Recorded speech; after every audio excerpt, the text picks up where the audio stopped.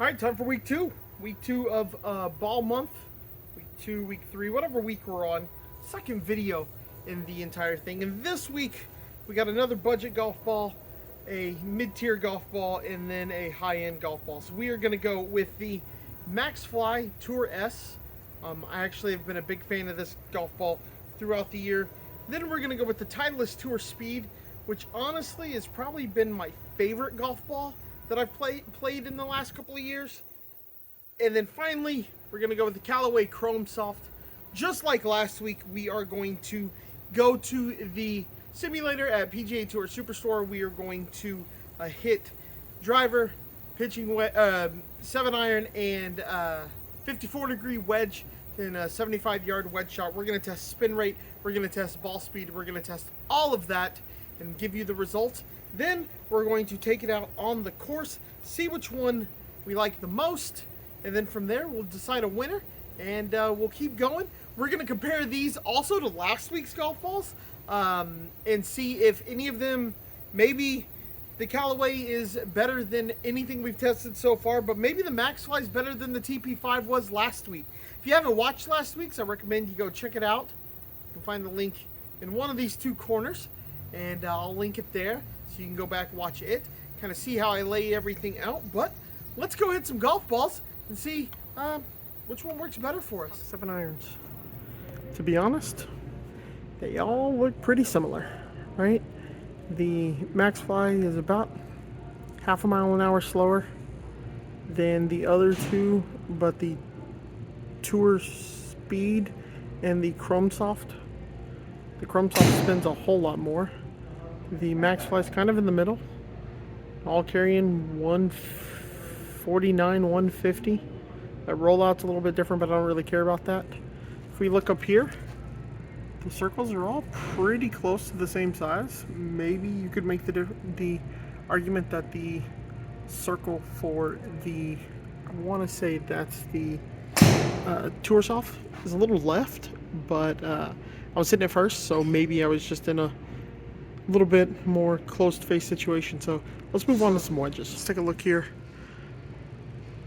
We got the Tour Soft Chrome, or the Tour Speed, the Chrome Soft, and the Maxfli. Ball speeds all pretty close. Chrome Soft's a little bit slower, but not a ton. Launch angle pretty close to Tour Speed. Launching a little bit lower, but with the second most spin, so that's actually pretty nice.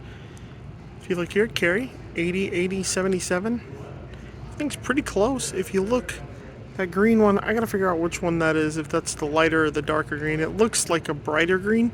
That circle up there is a lot smaller, so let me go see which one that is. I figured it out. It is the Tour Speed that was a lot closer and more consistent that way. So Tour Speed kind of lead right now, but let's go hit drivers and see where we go. Here's our preliminary numbers. Tour Speed, then the Maxfli. That's the ranking of the speed. It's 1 mile an hour, 1 mile an hour, then almost 2. But to be fair to the Chrome Soft, I am dead beat after this one. I'm pretty tired, and I think I just got a little tired, and so with that, swing speed fell, consistency fell, just wasn't putting as good swings on. But the interesting thing here is that the Tour Speed is significantly less spin, almost to the point where some of them were too low spin. But the Chrome Soft launched higher. Carry, again, I take these with a grain of salt. I really don't think that the Tour Speed is going to carry 5 more yards. That really comes down to the extra ball speed and the less backspin. Really excited to get these on the course. All 3 of them perform really well, so it's going to be interesting to see which one comes out on top. So we're back from PGA Tour Superstore, and we are looking at some of the data. You saw it in the videos of the different data with the wedge, the 7-iron, and the driver. Now, I will, like I said, admit that I was starting to get a little tired. PGA Superstore was starting to close down, so I admittedly probably wasn't swinging it as well as I was at the beginning with the 7-iron and the wedges. So, you know, I kind of am going to take those with a grain of salt. So I'm not counting anything against it on the driver. It's really going to be interesting to see that out on the course. But there was one thing that caught my attention after I looked at the data and all that. Everything seemed to be really close together. But there was one thing. When I got back to the car, I was looking at the golf balls and everything, and the Titleist Tour Speed actually had quite a few scuffs on it from the wedge shots or the iron shots, something like that, that the other two didn't.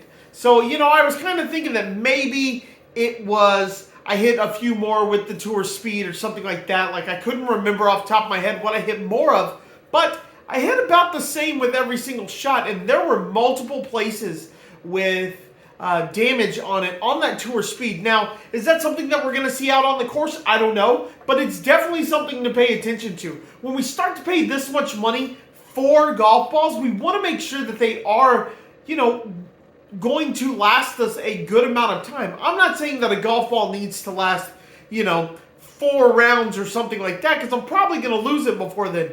But to hit 10 shots in a simulator with it, 15 wedge shots, however many I hit, I can't remember, and it already seeing some damage, that's not great. That's not a great look for the Titleist there. So it's going to be interesting to see that going forward. Luckily, I have more of them, so we are going to put those through the ringer and see if we get any more damage on any more of those golf balls. So from here, let's take it to the chipping green and the putting green, and let's see how it does. Look at this. Probably recognize it from last video.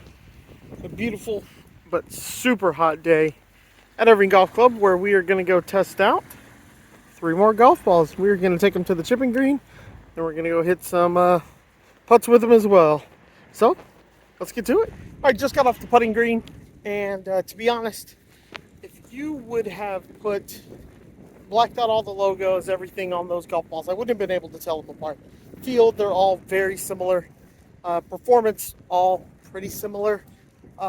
Maybe you could say the Callaway spun just a little bit more, but wouldn't say there was a huge amount of difference there. So on my way over to the putting green, and so far everything's kind of neck and neck. All right, time to take the balls out on the course and see how we do. We are doing 6 with each golf ball since we didn't eliminate one, and we're going to see how they do. So check in after the round. Post round, finally am taking a look at the statistics and all those things. I had some stuff kind of come up with work, so I wasn't able to do it right after my round, but came back, thought about what happened out on the course, looked at my Arcos data, and went back and looked at some of the launch monitor stuff, and to be honest, these balls are really close. It's really close between the Tour Speed, the Chrome Soft, and the Maxfli Tour S, which is their soft version. Really close. A lot of good things came out of it. My longest drive was with the Maxfli. My most consistent drives were with the Chrome Soft, and my best iron and wedge shots came with the Tour Speed. So really, it's been a really hard one for me to decide which one did I like more. Did I like the Tour Speed, the Chrome Soft, the Maxfli?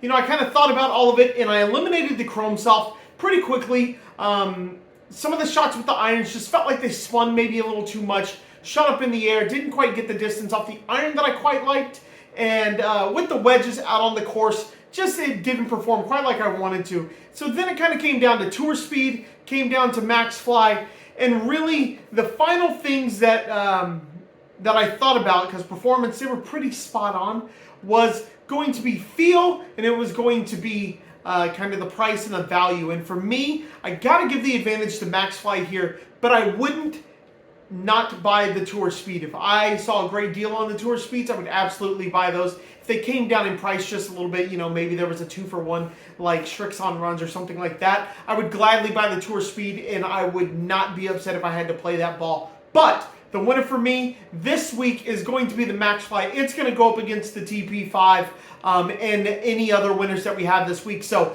stay tuned. We got another lineup of balls coming out that you are going to love to watch. It's going to be a lot of great reviews. You're going to be able to see some golf balls that maybe you haven't heard of in the upcoming weeks. And then we got a surprise at the end of this. So please like, subscribe, tell your friends about it. Follow me on all your social media platforms. I'm on Twitter, TikTok, Instagram, Facebook. If you search the green fee on all of those, you will find me on Twitter. You do need to add the number 1 at the end of it. Hopefully that account gets turned over and I can finally have the green fee account. But until then, Until next time, hit them straight, everybody.